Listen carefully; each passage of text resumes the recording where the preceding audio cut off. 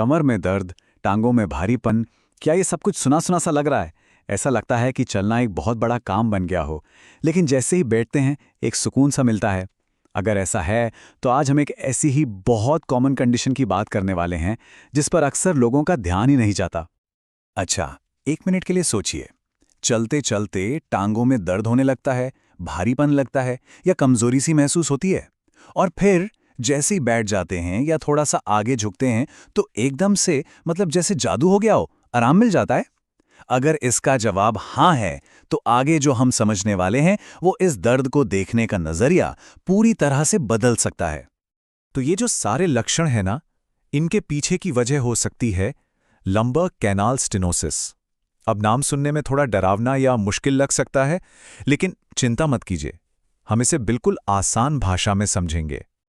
तो सवाल ये है कि आखिर ये लंबर कैनाल स्टेनोसिस है क्या भला? देखिए, बहुत सिंपल है। हमारी कमर में मतलब रीढ़ की हड्डी के निचले हिस्से में एक कैनाल यानी एक रास्ता होता है। इसी रास्ते से हमारी नसें गुजरती हैं। अब जब ये रास्ता किसी भी वजह से सिकुड़ने लगता है तो अंदर जो नसें हैं उन पर दबाव पड़ता है। बस इतनी सी बात है। ठीक है, ये तो समझ आ गया कि रास्ता सिकुड़ता है, पर सवाल ये है कि ये सिकुड़ता क्यों है? मतलब ये दबाव आखिर आता कहाँ से है? चलिए इसको एक उदाहरण से समझते हैं। मान लीजिए कि आपकी रीढ़ की हड्डी एक टनल, एक सुरंग है। अब स्टेनोसिस में क्या होता है कि इस सुरंग की जो दीवारें हैं वो धीरे धीरे अंदर की तरफ आने लगती हैं। और जाहिर सी बात है, जब दीवारें पास आएंगी तो अंदर जो नसें गुजर रही हैं उनके लिए जगह कम हो जाएगी। बस ये एक सिंपल सी इमेज पूरी कहानी बता देती है। अब ये जो सिकुड़न है, इसकी कई वजह हो सकती हैं, जैसे कि डिस्क अपनी जगह से हिल गई हो या जो लिगामेंट्स हैं वो मोटे हो गए हों। लेकिन सच बताऊं तो सबसे आम वजह है उम्र। जैसे जैसे उम्र बढ़ती है, हमारी रीढ़ में जो नेचुरल वेयर एंड टेयर यानी जो घिसावट होती है, बस उसी की वजह से ये रास्ता तंग हो जाता है। तो ठीक है, प्रॉब्लम तो समझ आ गई। अब बात करते हैं इसके सॉल्यूशन की, इसके इलाज की। और यहाँ एक बहुत अच्छी खबर है, वो ये कि इसका सबसे असरदार इलाज ज्यादातर मामलों में सर्जरी नहीं है।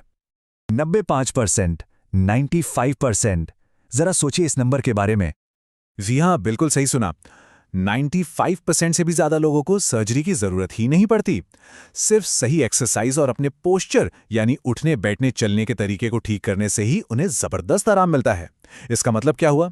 इसका मतलब ये हुआ कि इसका कंट्रोल काफी हद तक हमारे अपने ही हाथों में है। तो फिर देर किस बात की? चलिए अब सीधे उन एक्सरसाइजेस पर चलते हैं जो इन दबी हुई नसों को राहत देने में मदद कर सकती हैं। सबसे पहली और शायद सबसे जरूरी एक्सरसाइज है double knee to chest stretch. ये मूवमेंट आपकी रीढ़ की हड्डी को खोलने, उसे स्पेस देने के लिए बेहतरीन है। इससे नसों पर जो दबाव पड़ रहा है वो कम होता है। इसे स्पाइनल डीकम्प्रेशन भी कहते हैं। करना भी बहुत आसान है। पीठ के बल लेट जाइए और फिर धीरे धीरे अपने दोनों घुटनों को सीने की तरफ लाइए और हाथों से पकड़ लीजिए। बस यहीं पर 20 से 30 सेकंड तक रुकना है और गहरी सांस लेते रहना है। ऐसा 3 से 5 बार करना है। ठीक है, हमारी अगली एक्सरसाइज है कैट काउ स्ट्रेच। यह आपकी रीढ़ की हड्डी की फ्लेक्सिबिलिटी और मोबिलिटी यानी लचीलेपन और गतिशीलता के लिए बहुत ही जबरदस्त है। इसके लिए अपने हाथों और घुटनों के बल आ जाइए। अब जैसे ही आप सांस अंदर लें, अपनी कमर को नीचे की तरफ दबाइए और ऊपर देखिए। यह है काउ पोज। और फिर सांस छोड़ते हुए अपनी पीठ को ऊपर की तरफ गोल कीजिए जैसे बिल्ली करती है और ठोड़ी को सीने से लगाइए। यह है कैट पोज। बस अपनी सांस के साथ आराम आराम से इन दोनों के बीच 10 से 15 बार मूव करते रहिए। और हमारी तीसरी जरूरी एक्सरसाइज है सीटेड फॉरवर्ड बेंड। जैसा कि हम पहले भी बात कर रहे थे कि आगे झुकने वाले मूवमेंट से नसों को जगह मिलती है, उन पर से दबाव कम होता है।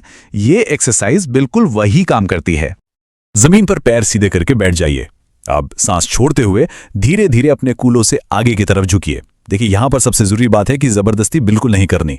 जितना आराम से हो सके बस उतना ही। 20-30 सेकंड होल्ड कीजिए और फिर वापस। और हाँ, एक बहुत जरूरी चेतावनी, अगर डिस्क से जुड़ी कोई भी प्रॉब्लम है तो इसे करने से पहले डॉक्टर या फिजियोथेरेपिस्ट से पूछना बहुत जरूरी है। देखिए, बात सिर्फ एक्सरसाइज की नहीं है, हमारी रोज की कुछ छोटी छोटी आदतें भी बहुत बड़ा फर्क डाल सकती हैं। तो चलिए जरा देखते हैं कि क्या करना चाहिए और क्या नहीं। इसका फंडा बहुत सिंपल है। जो भी काम आगे झुककर होता है वो अच्छा है, और जो काम बार बार पीछे झुककर होता है उसे अवॉइड करना है। ज्यादा देर तक खड़े मत रहिए, बीच बीच में ब्रेक लेते रहिए। गर्म पानी की सिकाई से आराम मिल सकता है। और हाँ, भारी वजन उठाना तो बिल्कुल ही बंद कर दीजिए। याद रखिए, छोटे छोटे बदलाव बड़े नतीजे लाएंगे। और अब इन सब बातों का निचोड़, वो एक सबसे बड़ा क्लू, सबसे बड़ा संकेत जो ये पहचानने में मदद कर सकता है कि कहीं ये समस्या आपकी अपनी तो नहीं। इस एक बात को हमेशा याद रखिए, अगर चलने पर दर्द होता है लेकिन जैसे ही आप थोड़ा आगे झुकते हैं, सोचिए जैसे किसी शॉपिंग ट्रॉली पर झुक गए हों या बस कुर्सी पर बैठ गए हों और आपको फौरन आराम मिल जाता है, तो ये लंबर कैनाल स्टेनोसिस का सबसे बड़ा संकेत हो सकता है। अगर ये सब कुछ अपनी कहानी जैसा लग रहा है तो किसी अच्छे डॉक्टर या फिजियोथेरेपिस्ट से मिलना इसे सही से मैनेज करने की तरफ पहला और सबसे जरूरी कदम है।